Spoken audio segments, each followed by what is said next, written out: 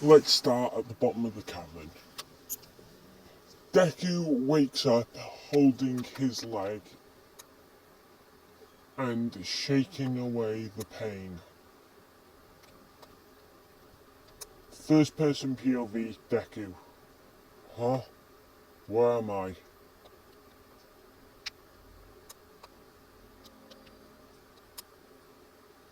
Oh, that's right.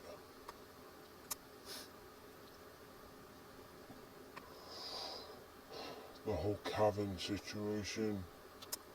Bunch of bullshit, I say.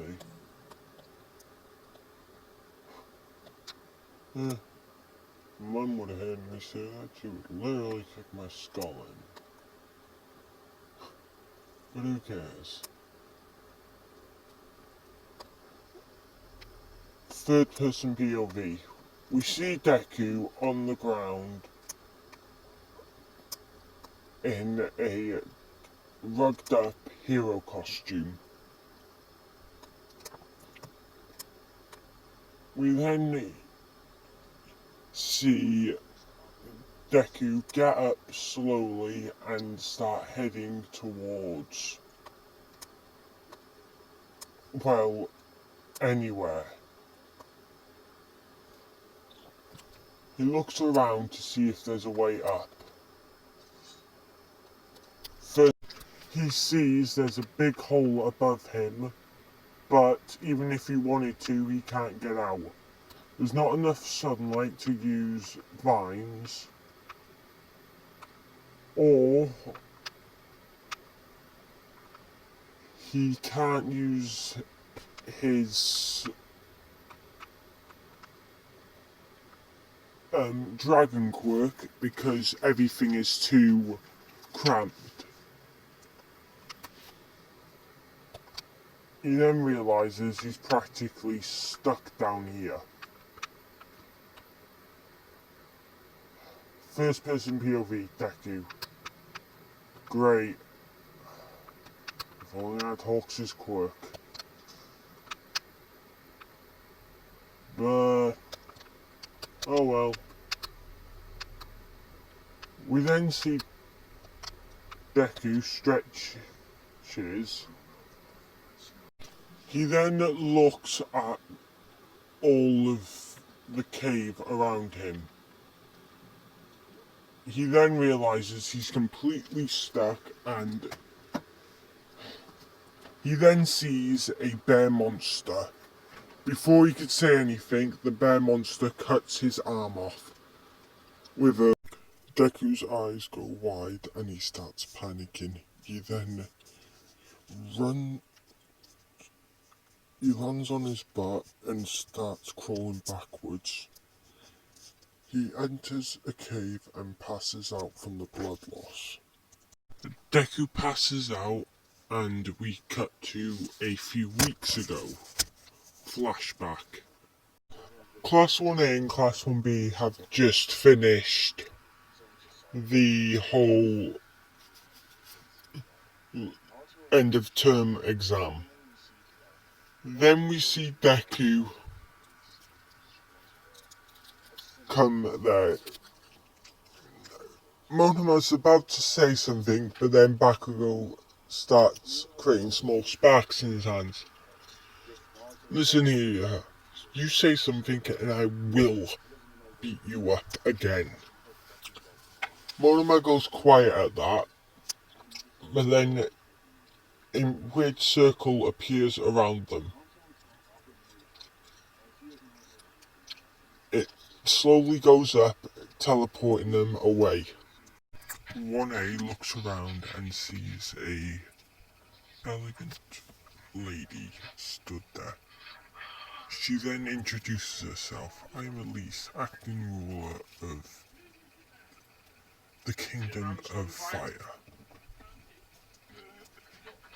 As you can see, you are summoned heroes. They look around to 1A looks around to see 1B. She then gestures to the old man next to her. This is our priest, Bob. Now, if you wouldn't mind, put your hand on the crystal so we can see your stats and your class. They all do it. Bakugo is the chosen hero, and Deku being a synergist, aka somebody who can manipulate the earth around them. Bakugo sighs and says to Deku, "Well, Deku, I'm surprised. I really thought you'd be the hero since you have literally so many abilities I can't keep track."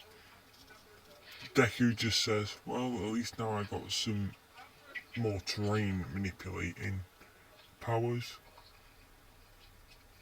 They nod and we cut back to Deku. Deku slowly wakes up. Deku's POV.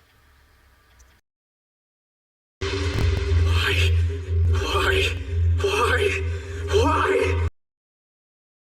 Come on, but I don't want to die. It'd be easier. I'm alone in the dark, but I don't want to. I don't want to die, even though it might be for the best. Damn it. My left arm hurts so much. Why is it in so much pain when it's not even there anymore? How did this happen? Why did I fall? Who did this to me?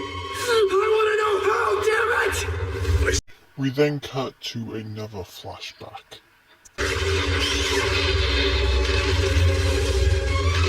Second volley! Fire! He's running! You need him! Is that blast targeting me?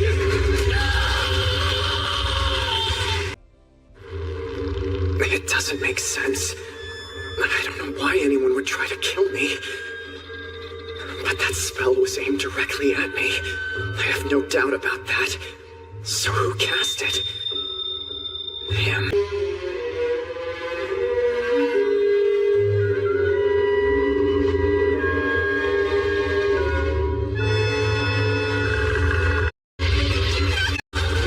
Him. For what reason? Guess it doesn't matter anymore. Why should I have to suffer such a horrible fate? What did I do? I don't deserve this. I was brought to this world in some crazy turn of events. And my classmates betrayed me. The monsters here are too powerful for me to fight. I'm trapped in a metaphorical and literal pit of despair. So what next? I want to survive and go home, which makes anything between me and my goal the enemy. That's right. If something's in the way, if anyone's keeping me from my destination, I'll kill him. I'm so thirsty. And hungry. I don't care if I eat a fucking monster. I'll do it. Deku then heads out of his cave, leaving a tunnel with an easy slide. Deku then sees two two-tailed wolves. He throws a rock at one of them. They both look at him and growl. Deku smirks that he's got their attention, and then slides back down. They fall into a pit made by Deku, and he starts stabbing them with a makeshift spear. Monsters around here are pretty damn resilient. Man, this is way grosser than I imagined.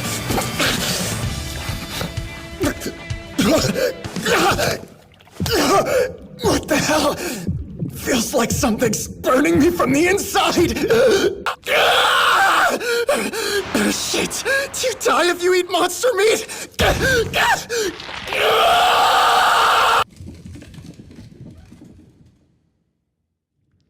I think I'd be screwed without this holy water.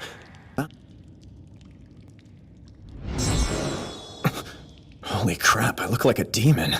Huh. Okay, yield. That move.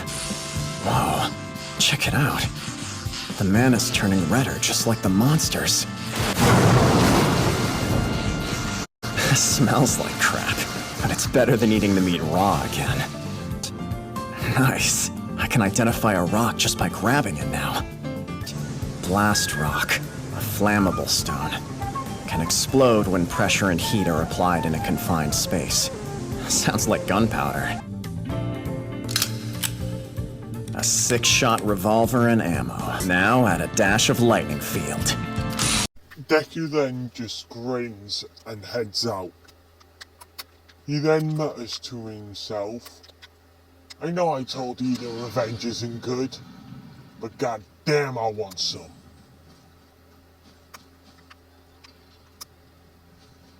Deku then heads out of the cave,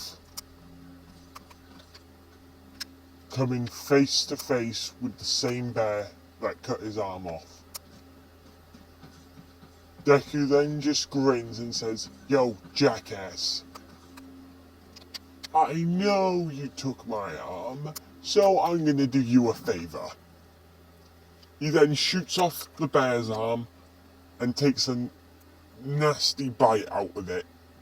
The bear gets angry and Deku says, Damn, you taste like shit. He then puts a bullet in between the bear's eyes, with a psychotic grin on his face. Deku, and after eating the bear, Deku decides to head lower. After a little while, he sees a huge room. He opens the door to the room, and a huge gust of wind blows around him. Deku then says, if something was sealed down here, it was sealed for a very long time. He then sees the whole cavern. Well, it looks like an ancient tomb or something like that, but with a whole lot of statues. Deku looks at it all in confusion at first, but then he stops and pales. He's about to turn around, but then the door slams shut. Deku immediately bows, making the giant statue smile. Then Deku books it like a maniac, activating all of the stones, well, all of the statues with instruments. Then Deku sees the statues go back to its seat and sit down. Deku then says, oh fuck.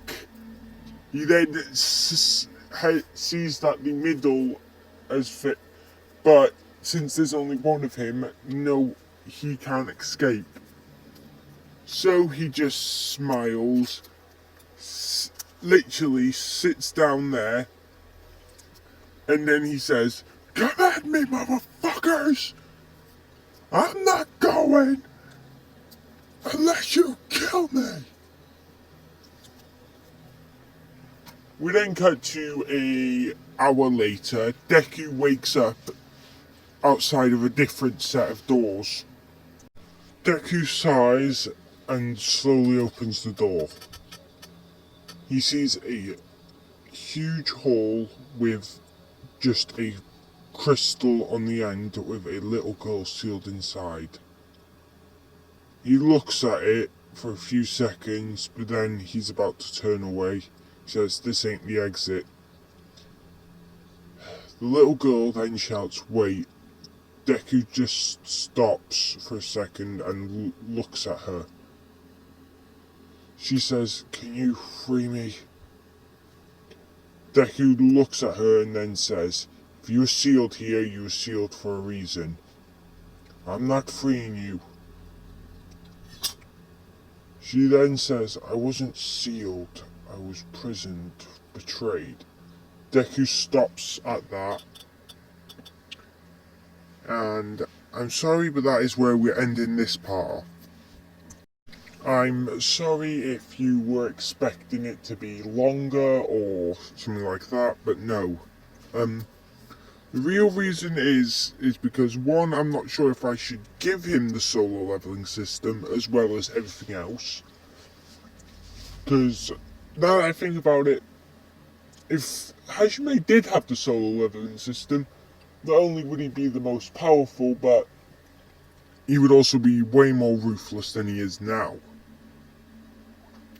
So yeah, it's up to you. Also, I am thinking about either making somebody from Class 1A or 1B. I have somebody in mind as the traitor, but it's somewhere time between Aoyama, the belly button laser dude, and the jackass of 1B. So yeah, you lot pick.